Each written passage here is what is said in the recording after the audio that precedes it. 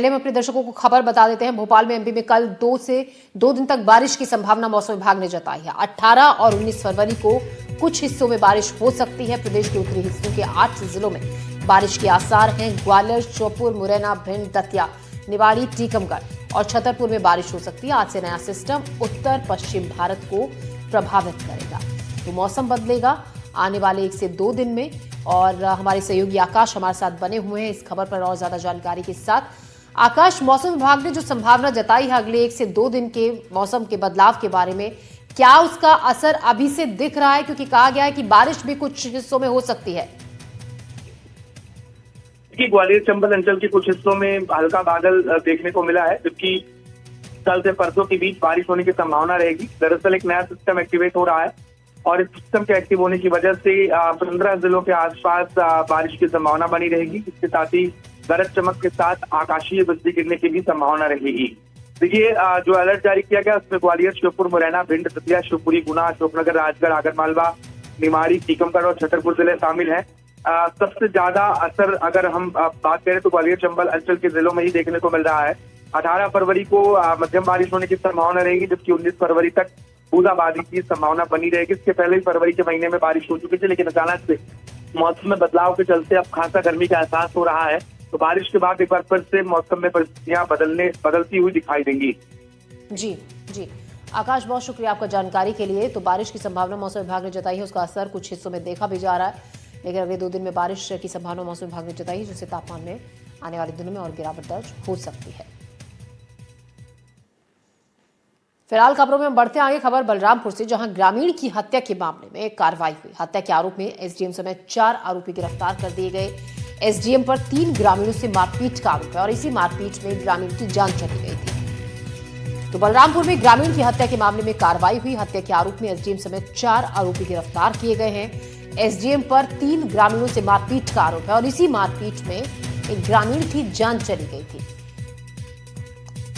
4 आरोपी एसडीएम समेत इस मामले में गिरफ्तार किए गए हैं। बलरामपुर से एक खबर, मारपीट का मामला, जहां पर एसडीएम ने 4 ग्रामीणों को बेरहमी से पीटा। 3 ग्रामीणों से, माफ कीजिएगा, ग्रामीणों से मारपीट एसडीएम ने की थी, जिसमें एक ग्रामीण की मौत हो गई थी मारपीट से।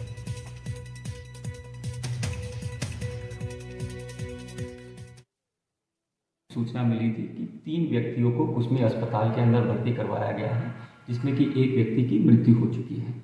इसी के तारतम्य में कुसमी पुलिस द्वारा त्वरित से इस मामले का संज्ञान लेते हुए आहत गवाह, चश्मदीद गवाह एवं अन्य चीज़ों की जांच पड़ताल की गई थी। जांच पड़ताल के दौरान हमने पाया था कि कुसमी एसडीएम करुण देहरिया एवं उसके साथ सुदीप यादव, मंजीत यादव एवं विक्की उर्फ अजय प्रताप सिंह के द्वारा हंसपुर जंगल के अंदर जो है अवैध बॉक्साइट खनन के संदर्भ में कार्रवाई करने हेतु गए हुए थे। इसी के तारतम्य में इन 3 व्यक्तियों पर अवैध बॉक्साइट खनन करने का आरोप लगाते हुए इनके द्वारा मारपीट की गई। और इस खबर पर ज्यादा जानकारी के साथ हमारे संवाददाता जुड़ रहे हैं नीलेश त्रिपाठी और ब्रजेंद्र कुमार, संवाददाता बलरामपुर से। हम रुक करते हैं हमारे संवाददाता का।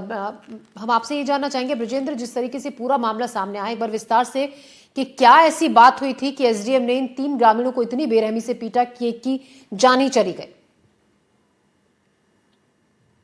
जी बता दो, देखिए पूरा मामला बलरामपुर जिले के कुसमी विकास खंड का है, जहां बीते 16 फरवरी के दिन रात के दौरान अचानक जो एसडीएम वहां के अभी जो मौजूदा थे करुण डेहरिया, जो अभी अरेस्ट हो चुके हैं, उन्हें अवैध रूप से बॉक्साइट खनन की जानकारी मिलती है और जानकारी मिलते ही वो अपने जो उनके जो गुर्गे थे, जो 3 जो अन्य जो आरोपी है जो हत्या के मामले में गिरफ्तार हुए हैं, पहला मंजीत यादव, दूसरा सुदीप यादव और एक विक्की सिंह है, जो पूर्व में बीजेपी युवा मोर्चा का अध्यक्ष भी रह चुका है। हालांकि ये तीनों लोग थार में सवार होकर हंसपुर गांव में पहुंचे, जहां अवैध रूप से जो बॉक्साइट खनन करने के लिए पहुंचे हुए थे, जो लोग वहां से फरार हो चुके थे। वहीं उस दौरान जो गांव के ही कुछ 3 आदिवासी थे, जो अपने गेहूं पे पानी सिंचाई करके घर वापस लौट रहे थे, उन्हीं से एसडीएम लोगों का जो मुलाकात हुआ और बिना उनसे कुछ पूछे ताछे ही लगातार मारपीट करना शुरू कर दिया। हालांकि मारपीट इतना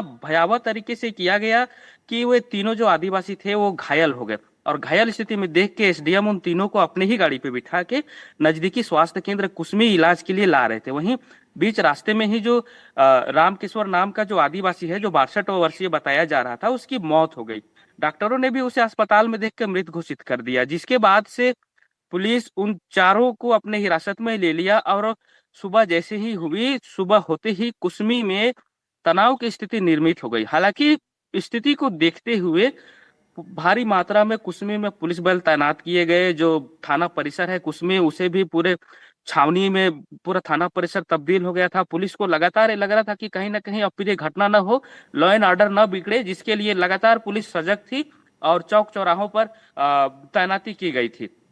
वहीं जो मृतक के जो परिजन है लगातार पूरे दिन बवाल करते रहे और जो मृतक के परिजन हैं उनके 1 करोड़ रुपए मुआवजा और शासकीय नौकरी की मांग को लेकर धरना प्रदर्शन, तो कहीं सड़क जाम, तो नारेबाजी दिन भर करते दिखे। हालांकि रात में पूरा गहमा गहमी के बाद करीब 9 या 10 बजे रात को जो लाश है उसे परिजनों जी। को सौंपा गया। किसी तरह से जो जिला प्रशासन है वो समझा बुझाकर लाश को उन्हें सौंप दिया है और जानकारी के आधार पे आज यह बताया जा रहा है कि जो मृतक है, जो आदिवासी, जो 62 वर्षीय युवक रामकिशोर, उसका आज अंतिम संस्कार किया जाएगा। हालांकि पूरे मामले पर ग्रामीण जो थे वो लगातार मांग कर रहे थे कि जो आरोपी है उनके खिलाफ सख्त सख्त कार्रवाई हो और नामदर्ज एफआईआर हो। जी हालांकि जी। मामले पे पुलिस ने गंभीरता दिखाते हुए जो एसडीएम करुण सब डहरिया थे 4 और उनके लोगों जो को 3 गिरफ्तार भी गुर्गे थे किया है। उनके जी। खिलाफ नामदर्ज एफआईआर दर्ज किया ब्रजेंद्र, गया और उन्हें जी, गिरफ्तार आपके भी पास कर लिया ब्रजेंद्र गया। वापस लौट रही है। हमारे साथ नीलेश भी हमारे सहयोगी बने हुए हैं। नीलेश, जहां कहा कुछ वक्त पहले जिस तरीके से कहा गया था कि कानून व्यवस्था को और बेहतर किया जाएगा, अपराधियों पर लगाम लगाई जाएगी, लेकिन आप सोचिए जब एसडीएम जो वहां पर पहुंचे थे, जिन लोगों पर जिम्मेदारी होती है लोगों की समस्याओं को सुनने की, उसको सुलझाने की, जब वही ऐसे मामलों में लिप्त होंगे तो कहां से कानून व्यवस्था और सुधरेगी, बेहतर होगी, कहां लोगों को न्याय मिलेगा? बिल्कुल देखिए, और बलरामपुर में ये इकलौती घटना हो जो थी ऐसा नहीं है। कुछ 2024 की अगर एक घटना को याद करें तो पुलिस पर गंभीर आरोप लगे थे कि उसने थाना परिसर में